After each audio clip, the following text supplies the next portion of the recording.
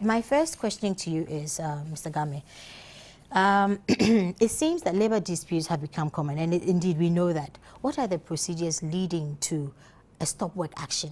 What are the procedures that one must go through, the employee, before they say, you know, we've laid down our tools, we're not working? Thank you very much, Essie. Thank you too. This is a very difficult moment for Ghana because we are in the midst of preparing people for election. So talking about strike, has become something that is synonymous with when it is time for election, then strikes are, quite prevalent. But I think that strikes have been on the rise for some time now. Since 2005, it's been on and on and on till today. So it's nothing new. However, like you rightly said, you see, there are procedures that are open to both the employer and the leadership of workers to ensure that they go through this kind of processes. That will make it a lot more easier for both parties to resolve their differences any time that they have some kind of difficulties in their relationship. Unfortunately, we seem not to be following the procedures at all. The old Labour Act, Act 269, is no longer in place. We now have Act 2003, Act 651, which came into force in April or 31st March 2004. I think that, to be fair to both parties, the law is very clear. In section 101, subsection 2, it says that parties must have rules and procedures that will govern how their relationship should be and how, when they are during negotiation, the way they should proceed along that line. Now, if you proceed along the lines that you have indicated voluntarily in the rules that will help both parties to resolve their differences or to negotiate, during this process, when you have a stalemate, the law gives you what the steps you are to follow. Aside what traditionally we used to call grievance procedure, this is very, very clear. The law says, for instance, in section 108, it said parties should ensure that all their differences are resolved through a certain process. And it begins with when you are negotiating under section 97 of the Labour Act, where you begin the negotiation. After you've set all your things in order and you are negotiating under section 97, and now you hit a roadblock and you are unable to move forward, the law says you must move straight to section 153. Mr. Game, even before we get to that point, at what point can a worker decide to lay down their tools and say, I'm not working? At what point? What would have been the fundamental steps to have been taken before they say that we are striking? Before we even begin to look at the processes? Because there are conditions of service. I mean, the employer is supposed to meet certain interests of the employee, and the employee is also supposed to meet certain interests of the employer. Can we look at those, and then we look at the procedure? Indeed, like I was saying, because you've taken us to another level where we're going to look at the stalemate. Yes, indeed, like I was saying, the parties must have a procedure they are to follow. This procedure will guide them as to how they would either strike or not to strike. Now, one fundamental thing is that in the Labour Act, it's only under section 159 of the Labour Act. Whenever the law says that when the parties are negotiating and it got to a place where it is impossible, it says where the parties fail to agree to refer the dispute to a voluntary arbitration under 157 of the Labour Act, the dispute remains unresolved at the end of arbitration proceedings. Along the line, as they go through the arbitration proceedings, and there is a total breakdown, that kind of disorder, then the law enjoins them to ensure that, it said, either party intending to take strike action or institute a lockout, both sides, shall give written notice of this to the other party and the commission, that means the Labor Commission, within 7 days after the failure to agree to refer the dispute to voluntary arbitration or the termination of the proceedings. So you've gotten to this place where nothing seems to be working. And because we have an impartial body, institution like the National Labour Commission, you now proceed along that line and report the matter to the National Labour Commission. Peradventure, the Labour Commission might guide the two of you to resolve the difference. So you don't even resort to a strike at all. Because when strike happens, you deny yourselves business. You deny your customers business. And because, of course, there is the customers who pay your monthly pay. And so if you deny the customers opportunity, they go somewhere else. And so this was a focused thing that during the time we were drafting this law, that is how we came to by that conclusion. That is to prevent and lift Ghana from the 17th century to the 21st century. There are other stakeholders beyond the employer and the employee, in between the issues, basically. Yes.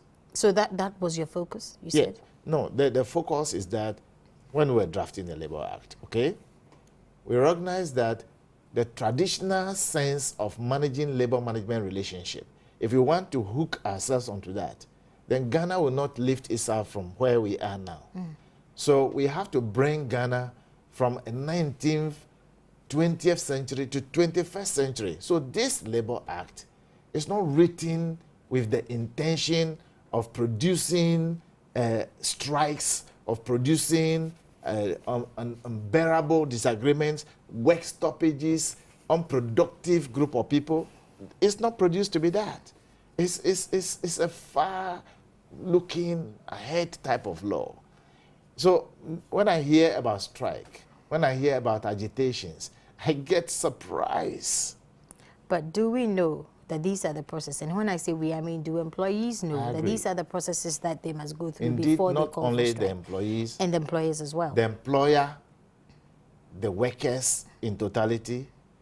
And those affected. Yes, they must know. It is the duty of the employer to train and retrain their workers. Okay?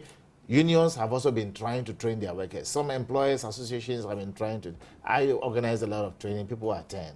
But it's not enough. Again, I want to take you back to conditions of service. You know, before the satisfaction arises, where the need to have negotiations, you know, comes to play. And then, of course, we've discussed the processes before one, the procedures before one takes a strike action. Conditions of services are approved of by the employer and the employee before the agreement finally is sealed. Does the labor law make provision for a point where you can actually say, I want to renege on the contract? Is there grounds, apart from breach? Yes. Because sometimes, you know, people go on strike without contracts having been breached by either parties, but they say that, okay, we're not happy with how much we're earning, given the intensity of work that we're doing, or the volume of work that we're having to do. So please increase our salaries, or, you know, Ghana's economy, you know, and for want of a better example, the economy has become tougher, standard of living is high, and so we need you to actually raise our salaries. That's why in the Labour Act, there's a need for parties to share information, not only during negotiation. You must continue with education and development of the skills of people to enable them appreciate what you go through in the workplace. You don't wait till it's time for negotiation and you begin sharing information. Constantly, you share, employers share information with the union leadership from both national and local unions. Again, I'll take you. I'm asking for when the satisfaction is raised. When? At what point can one raise fairly? Because it looks like it's an election year, and or the year before elections, workers or employees start to, you know, agitate for better salaries and wages and all of that. And so they think that because it's an election year and the government might not want to, you know, make people unhappy, they take advantage of that, perhaps. Well, to be honest with you, I have the statistics with me to show that from 2005, the information about the number of strikes that have been reported to the National Labour Commission is quite, disturbing. And so it's not only during election year, albeit I have become aware that also that during election is a little bit, the intensity is a little bit more pronounced. And therefore, we can say so. But in fairness, it's something that appears to be in the psyche of working people in Ghana here, that at a certain point in time, if you put pressure on the employer, if you agitate and possibly go on strike, then they listen to you. But like I said, the Labour Act has been dismembered by ourselves by not adhering to the Labour Act. If we can stick to the Labour Act and the collective agreement that we have voluntarily signed ourselves, honestly, that will be the end of it. There will be no such problem whatsoever. But unfortunately, we appear not to know that there is even a Labour Act. We appear not to even remember that we have our own conditions of service. So we are to stick to the condition of service and ensure that the processes that are open to parties to follow through in the Labour Act are followed. If you don't follow it, you create problems for everybody. What has been your observation the last 4 years, in terms of strike actions with the workforce? Yes, unfortunately, be it public and private. Yes, it's been on the rise, both private and public. A little bit more pronounced in the public service. Public service because it's easy for us to see it. Some of the things in the private sector, if it's not the media announcing something about it, nobody hears. They try to sweep it under the carpet because they don't want people. It's not a very good thing to hear that people are on strike, because you lose customers and you lose focus. Productivity stops. But in the Ghanaian system, when people go on strike, we still pay them. In most countries we know of, when you go on strike, nobody pays you because it's no contribution, no job. Yeah. You see, but the point is that we have become used to it, but there's coming a time when it to stop. If the employer, the employees has over time seen that, until I put my tools down, I will not be listened to, because usually negotiations break down or they wouldn't even give you the opportunity to negotiate at all, then why wouldn't they use it? Fortunately, now we have an institution. The National Labour Commission is an effective institution, not aligned to a political party or government. This law, passes through two governments before it was put into law. And therefore, and the MPP government used it, NDC government is using it, another government may use it again. So in effect, what I'm trying to say is that this is not a law that is made for a government. And in fact, government is not even featured in the law. It's employer, employer, and employees. Okay. So if we want to make reference, it's about to the employer. Government is an employer. Yeah. So we limit it to that employer. And they even have a spokesperson in the Fair Wages and Salaries Commission that leads the negotiation. So government directly is not responsible for any such thing. If, albeit they put the policies together, but the policy has implementers and so forth and so on. I requested that we look at the role of the Labour Commission and how they can impact on strike actions or the lack thereof. But before so, we focused on the employee and the responsibility that it must take before they decide to take a strike. But is it also not the responsibility of the employer to anticipate the disinterest or agitations from the employee so that they can also take action before strike action occurs? And why are you directing it to him, Mr. Game? Because he's in now. So. I will direct a question, Okay. but I want you to answer this because All right. I want to bring a balance here. In looking at the procedures one must undergo before a strike action is taken, is it just a responsibility of the employee? Certainly Both. not. Certainly not.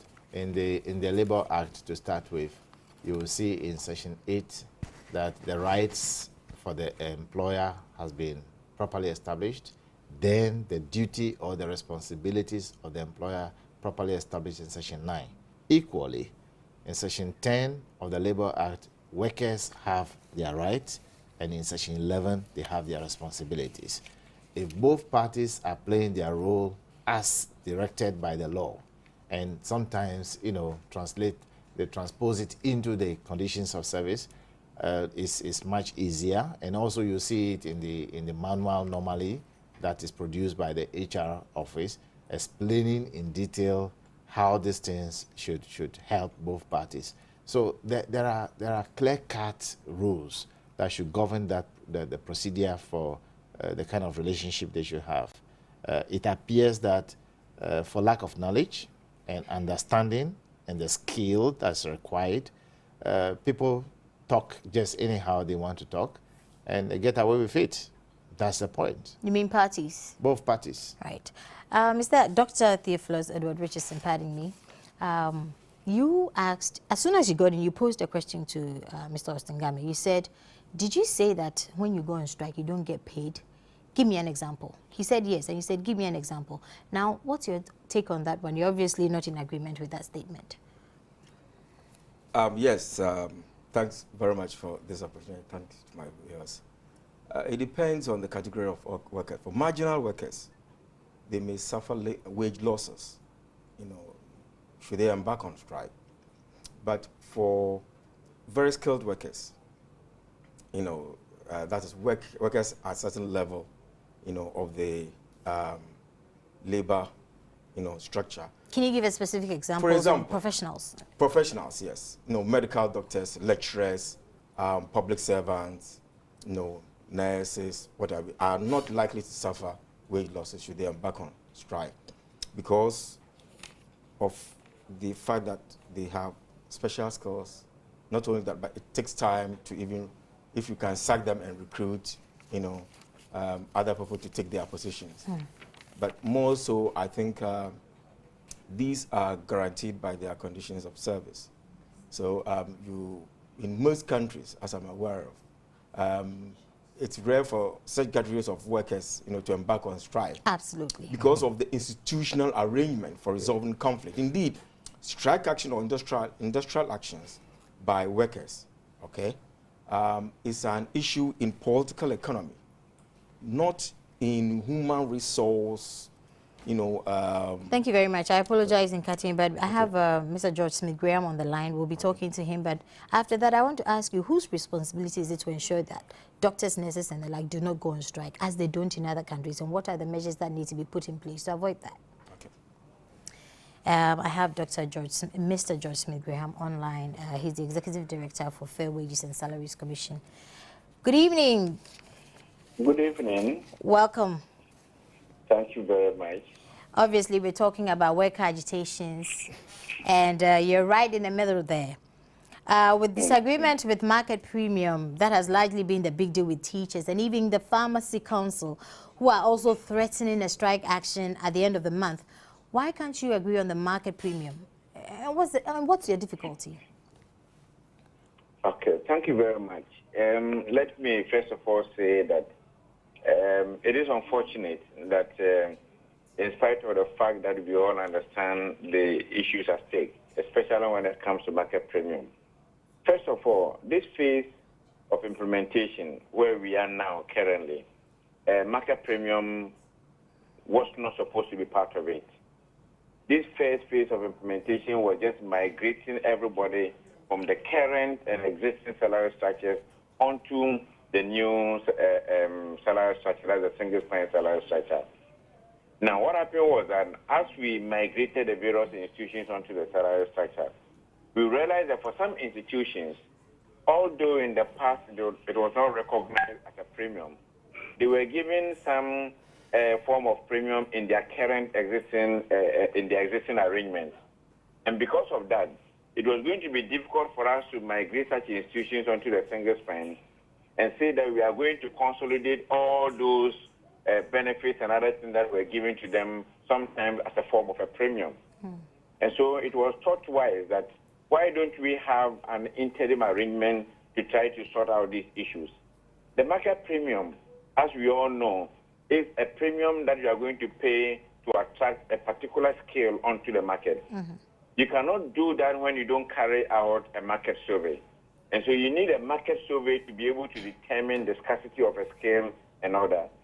The reason why the government white paper indicated in section, I think, 4.8, indicated clearly that we need to develop the guidelines to avoid abuses of the market premium. But we thought that in the interim, we can have some arrangement to migrate these institutions onto the single spine, because it was definitely going to be difficult to migrate these institutions without a form of an interim arrangement. And that is where we expected everybody will understand. This year, we are going to develop the guidelines. When we develop the guidelines, it doesn't matter where you find yourself. If the guideline says that your market premium is 5%, it is 5%. If the guidelines say that your market premium is 200%, it is 200%. So all the arrangements that we have at the moment are all interim. Immediately we develop the guidelines, all the current existing rates of premiums that we are paying will disappear. And there's a guideline that will determine these things. It's just unfortunate, as I mentioned earlier on, we are being a bit impatient with the policy. This is a policy that is being implemented in phases. We have market premium in there. We have inducement for those in the rural areas in there. We have public sector-wide performance management in there. And these are all part of the holistic pay policy. It just so happens that people are a bit impatient with the system. Everybody thinks that if they don't grab what they want, they can grab today. It is possible that we will not be able to implement it or whatever. And people have been very skeptical. They see us moving on. We move from 20%, 30%. We are now 99% plus. But still people believe that at any given time, something can happen and we are not going to implement the policy. What they forget is that we now have an institution in place, which is the Fair Wages and Salaries Commission. And this is an institution established by law that is supposed to ensure that all government pay policies are now followed strictly. It's not an ad hoc commission. But as usual, this is what we sometimes go through. And I believe that we are still educating people. And for me, what I would say is for people to be patient with the policy, for us to go through all these phases of implementation.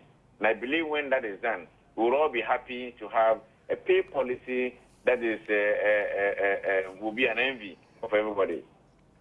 Mr. George Smith Graham, would it be fair to say, from a lay perspective, that if one does not understand what policies is going to be rolled out in phases, how does one, you know, take confidence, have confidence in what they're about to get? Because indeed, everybody will put a premium on what they give in terms of the work they put out there.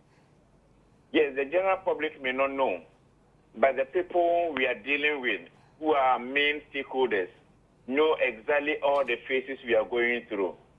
There is no stakeholder, no union or association who can say that they are not aware of the phases we are going through. Everybody is aware.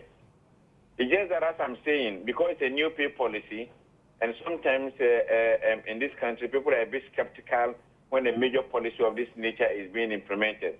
But they've seen it from one policy after the other, all of them failing. And so people are still skeptical, thinking that this one will also fail. So let's grab what we can grab today.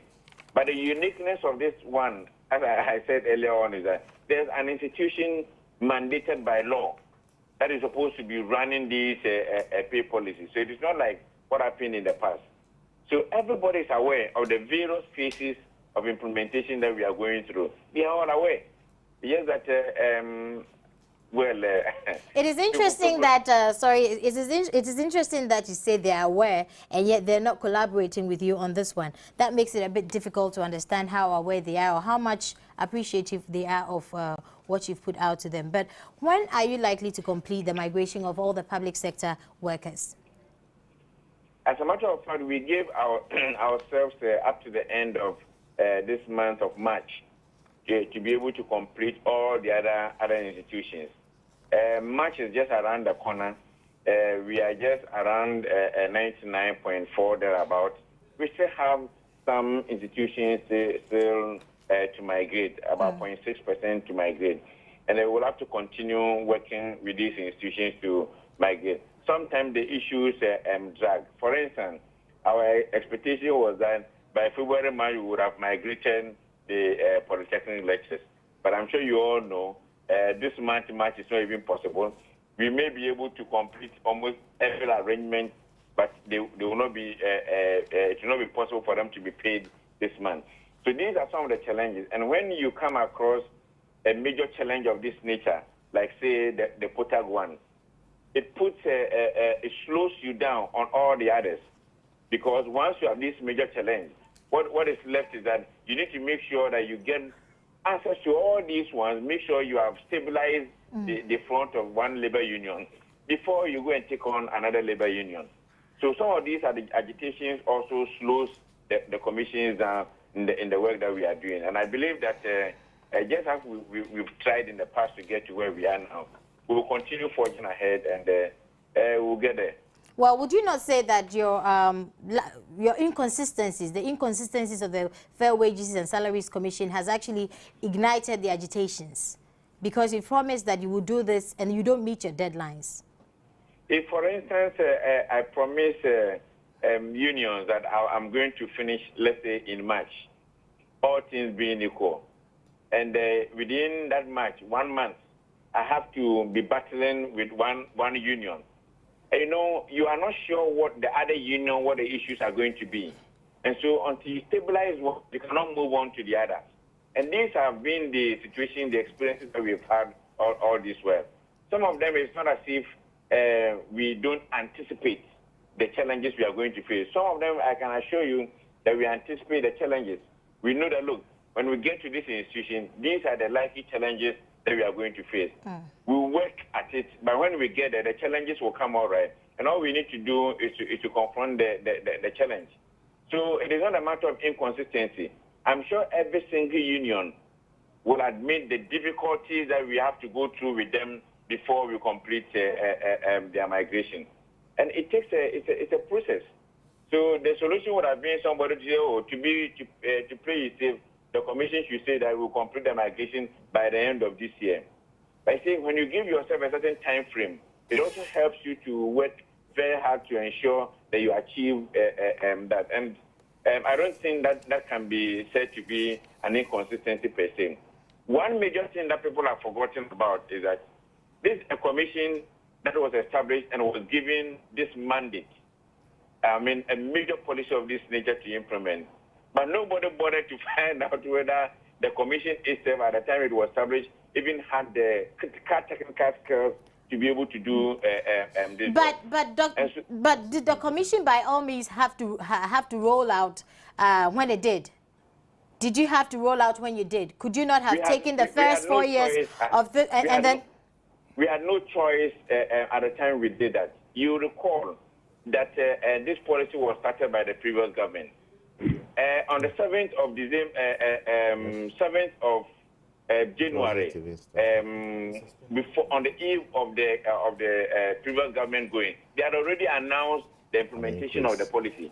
Also, the announcement was done in a way that was a bit confusing. Nobody really understood what the policy was about. The unions came in immediately and said, no, we are not going to allow that. We'll give the government time.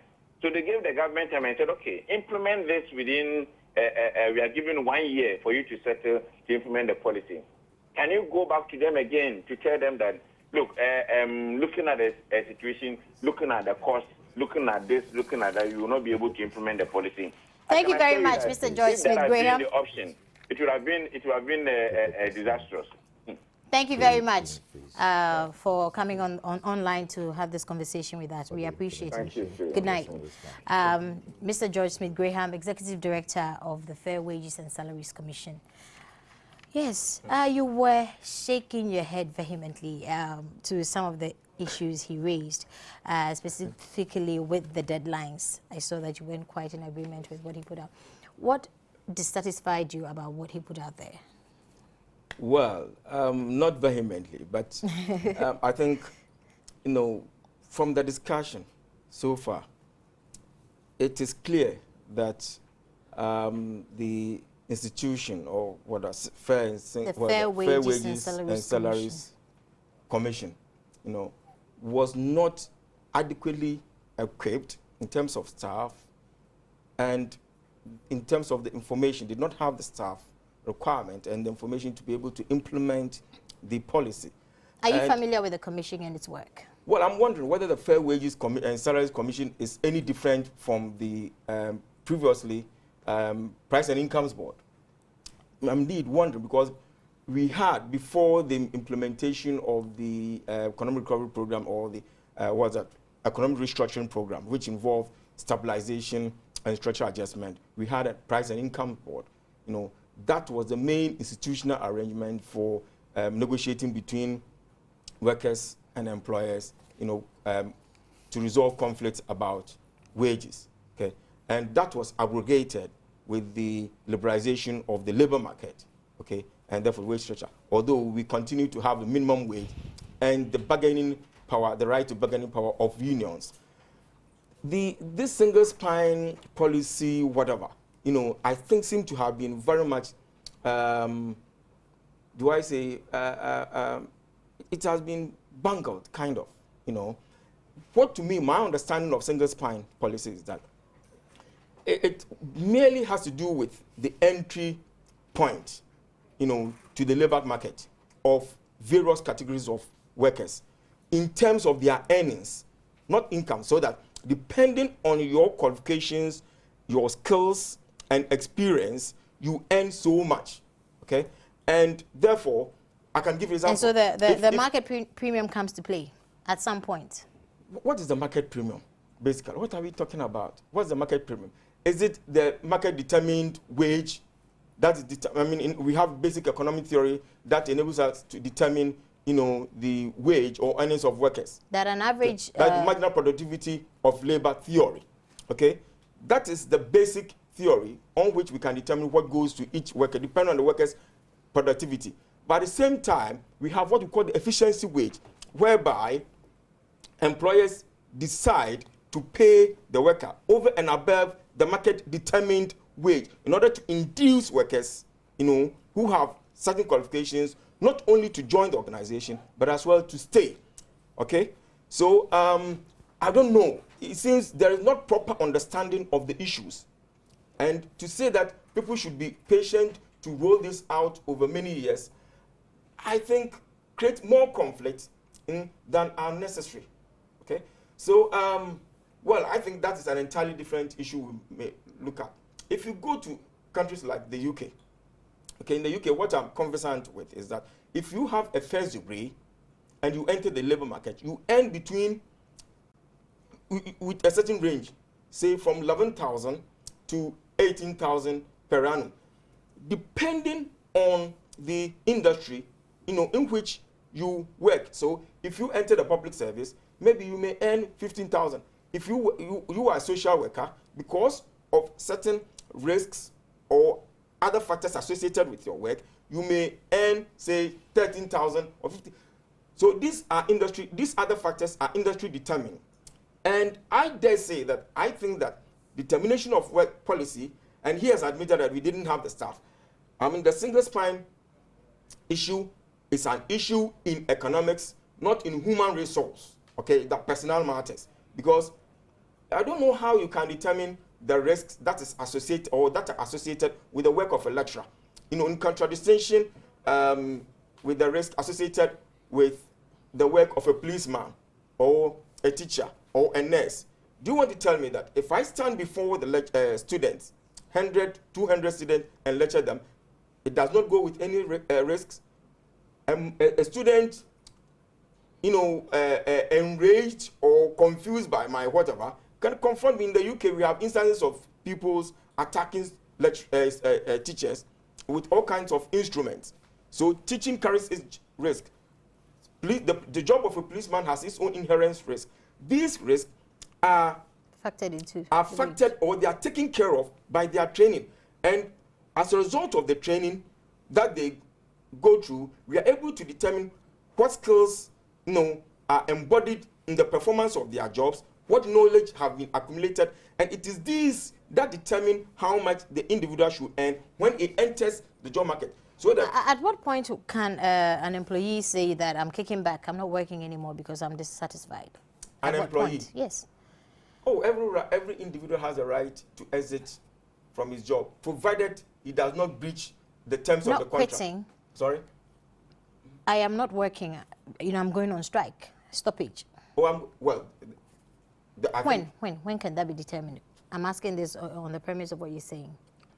That can be determined when the procedures, for the resolution of conflicts that arise over issues, usually pay and conditions of service, have not been addressed or resolved, by both management and workers as a result of negotiations over a period of time. Let's take a look at the issue of the single spine salary structure. When the police force were put on it and teachers, it delayed, putting teachers on it delayed. And when they finally were put on it, there were issues with it. Yeah. It wasn't quite smooth. Yeah. Now, did the teachers have every right to say that because of this and that, we're not going to teach? Every union, teachers are unionized. If you take UTAC, they are unionized. All unionized workers have the right to given that they're supposed to be patient and wait that their faces are rolled out and all of that. And that the temporary withdrawal of labor. That happens when the negotiations, I think, come to a kind of it run into blocks, stalemate, so that there is no for a period of time there's no way of resolving the conflict at a time. Then workers may decide to withdraw their labor temporarily in order to kind of bring pressure to bear on the employer, to concede or to grant some of their demands. Okay? Mr. Game, the police force were put on the single spine salary. Everybody was excited. They were happy. And then people looked forward to they also being put on it. And then that would make them happy because we're all looking to increase our salaries. And then it didn't happen for the teachers. When it did happen, when they finally were put on the single spine salary structure, they weren't happy with it because there were too many issues with regards to who got what and how long, and all of that. Now, given that what Mr. George Smith Graham has said, that the single spine salary structure is a policy that is being rolled out in phases and that they've had conversations with the union heads and they're supposed to know all of that. Do you think on that basis the teachers should never have agitated? Because they did several times. Well, looking at the procedures that they must undergo before they serious striking. Yeah, to be honest with you, industrial relations is not a child play. Sure. At all. So, nobody should be speaking from feelings point of view. You feel it is to be done this way. I feel this is the way it should be done. Feeling don't work this way. We have the Labor Act. We have conditions and, if you like, call it terms and conditions of service. These are the two primary sources that we have to contact in taking any step along the line. If you are implementing any policy or there is an ongoing negotiation between two parties and there is a roadblock, as my brother was saying a moment ago, then both sides will have to follow the principles laid down either in the Labor Act or the terms and conditions of service. You cannot... Let's be specific to the teacher.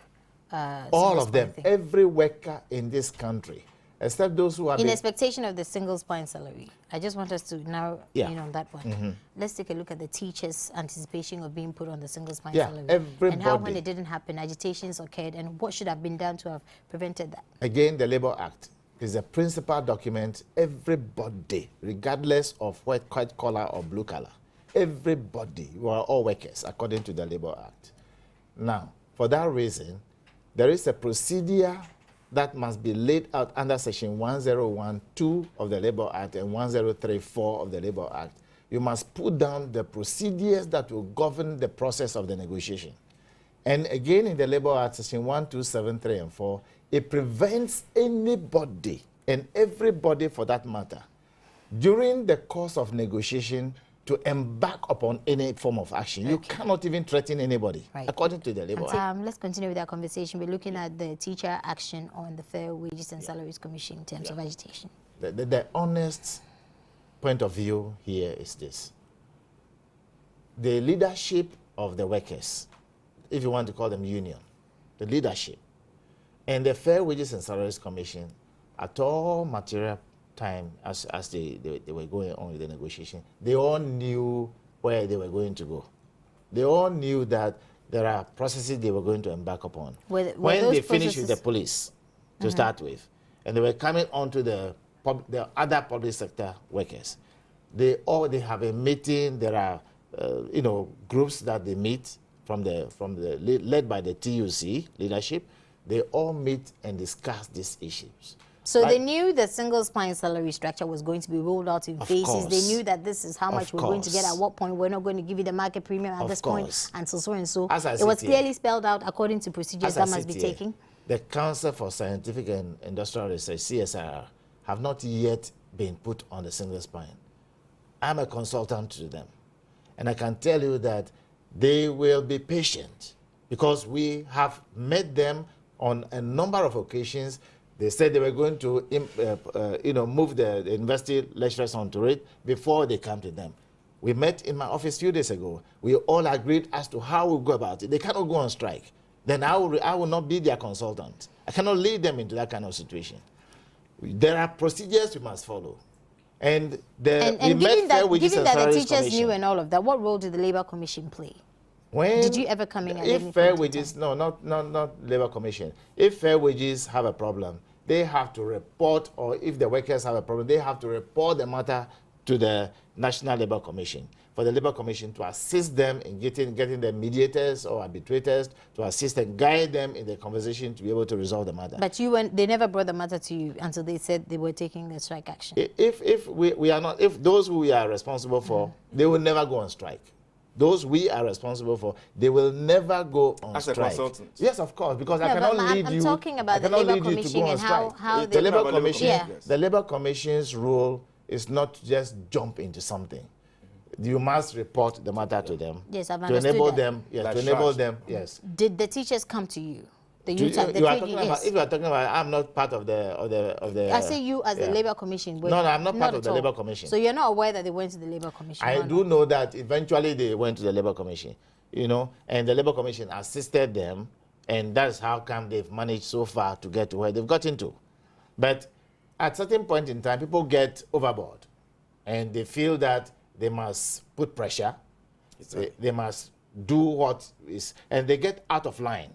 In putting the pressure, they get out of line. And that is where the beef is. If all of us are to be doing that, we will have a chaotic disorder in this country. People have said time and again that they don't understand why doctors go on strike. Yeah. And if you take a look at the issue that the recent strike action at the Confanachi Hospital, it really, and so many other strikes actions that have taken place with the Ghana Medical Association and other related bodies.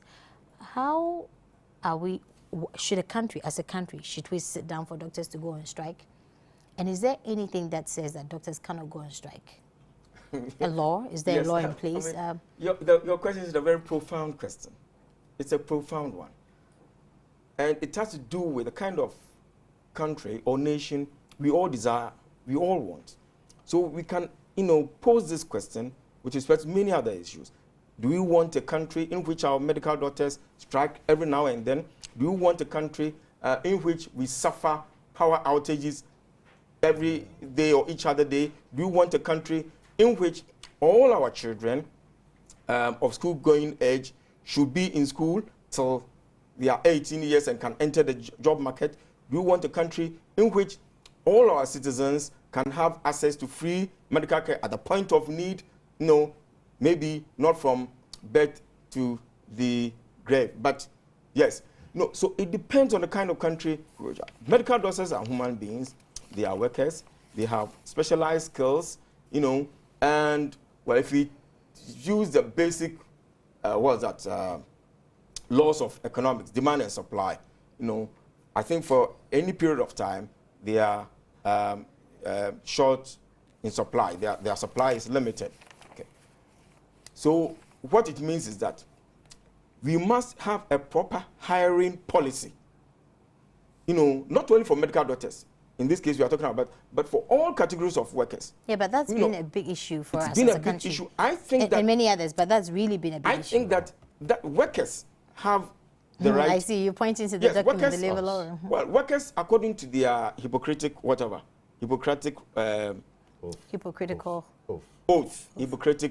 or whatever it is, are not supposed to embark on strike action, So, in terms of principle, whenever doctors embark on principle, they breach that oath. But I think they... And who takes them on when they do? Who should take them on when they do? No, that is why I'm saying what the problem there is with this country is that we have confused and conflated training policy with hiring policy, okay?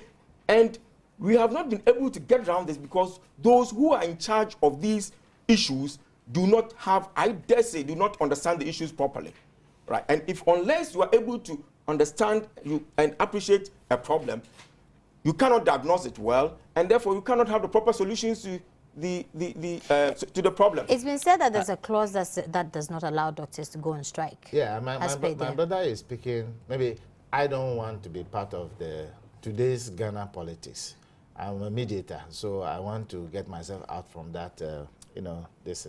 But what I want to draw attention to, I have traveled a little bit, and I can tell you that there is no country that everything is rosy.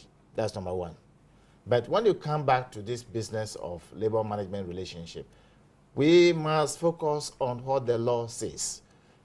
Not just the doctors. But the extent at which things fall apart is a source of concern, right? It matters 100%.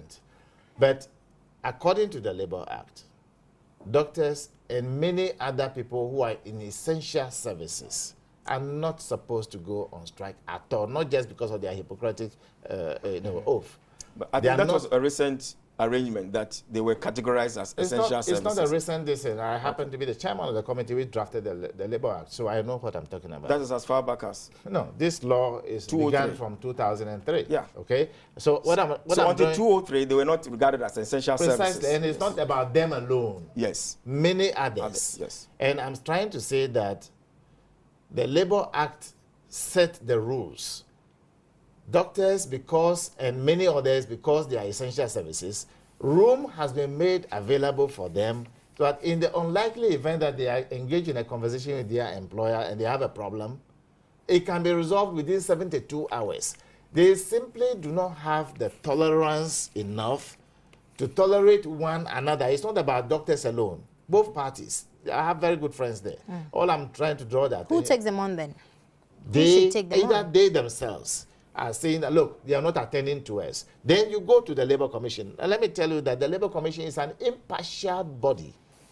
It's completely impartial body, has nothing to do with any government. Yet you cannot budge in. You must. No, Mr. Game, excuse me. Yes, you may look at it from the perspective of labor management, whatever, problem. But I dare say that, workers' industrial action or whatever, is at the heart of political economy. Well, that is not politics. I mean, look, politics is all about the resolution, the rules and regulations for the resolution of conflicts that arises from the allocation of resources. And when economists fashion out economic policies, including wage and salary policies, equally important is the political feasibility.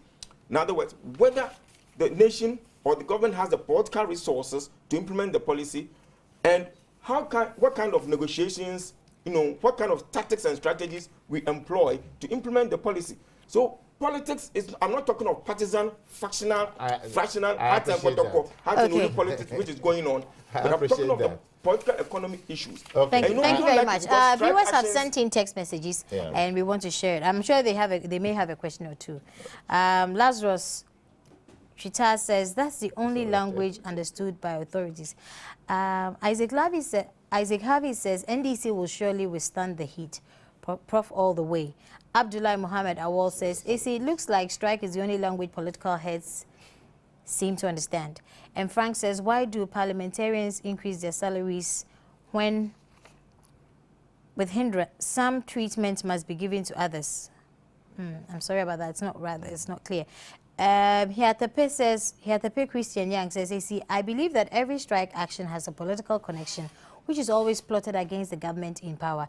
They think that it is the only way they can push the government to the wall. Sure. There is an angle to that, isn't there? Sure. And Kwame says, why is the Fair Wages and Salaries Commission not looking at salaries of politicians, ministers, MPs, and government appointees? There should be a level playing field for all those who are paid from the consolidated funds. That's the only way workers will understand when the politicians raise the issue of the ability to pay. No. Wilson Amos says they need not to be paid when on strike because the rule says he who works does not earn. Or he who works earns not. They should stop the strike and dialogue for a better Ghana. And Osei Boama says, I think it is due to the promises these governments give out during their campaign strike. That is the only language that the government knows and listens to.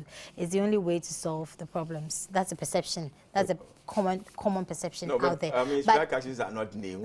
During Buzier's administration, the 27 months of Buzier's administration, no. But the question is, were they as rampant? But quickly, unfortunately, time is up, and I need to know quickly, how should strike actions be dealt with? When you go on strike, how should one behave? Briefly. Oh, well. Or both. Yes. I mean, if you take the doctors, we have to deal with the training and hiring policy. Okay? So we have confused and conflated. We need to get it right. Unionized workers have the right to work, and I don't know what the state of the law is. In some countries, it may be against the law to withdraw their wages. I'm wondering whether in Ghana we can do, but we can't do that.